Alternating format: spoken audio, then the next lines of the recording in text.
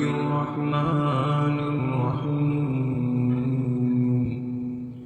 يسبح لله ما في السماوات وما في الأرض له الملك وله الحمد وهو على كل شيء قدير هو الذي خلقكم فمنكم كافر ومنكم مؤمن والله بما تعملون بصير خلق السماوات والأرض بالحق وصوركم فأحسن صوركم وإليه المصير يعلم ما في السماوات وما في الأرض يعلم ما في السماوات والأرض ويعلم ما تسرون وما تعلنون والله عليم بذات الصدور ألم يأتكم نبأ الذين كفروا من قبل فذاقوا وبال أمرهم ولهم عذاب أليم ألم يأتكم نبأ الذين كفروا من قبل فذاقوا وبال أمرهم ولهم عذاب أليم ذلك بأنه كانت تأتيهم رسلهم بالبينات فقالوا أبشر يهدوننا فكفروا وتولوا واستغنى الله والله غني حميد زعم الذين كفروا أن لن يبعثوا قل بلى وربي لتبعثن ثم لتنبؤن بما علمتم وذلك على الله يسير فآمنوا بالله ورسوله والنور الذي أنزلنا والله بما تعملون خبير يوم يجمعكم ليوم الجمع ذلك يوم التغابن ومن يؤمن بالله ويعمل صالحا يكفر عنه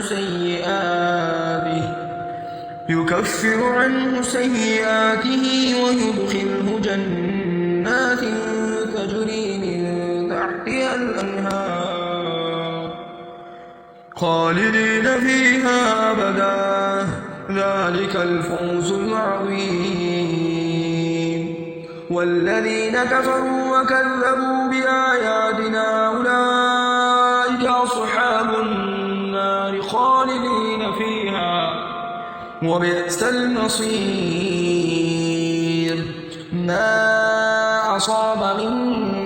مصيبة إلا بإذن الله ومن يؤمن بالله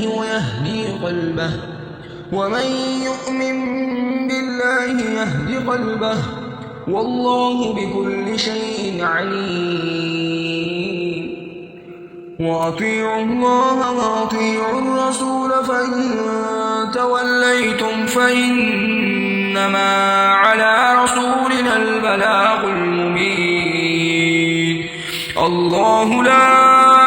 إله إلا هو وعلى الله فليتوكل المؤمنون يا أيها الذين آمنوا إن من أزواجكم وأولادكم عدوا لكم فاحذروهم وإن تعفوا وتصفحوا وتغفروا فإن الله غفور رحيم إنما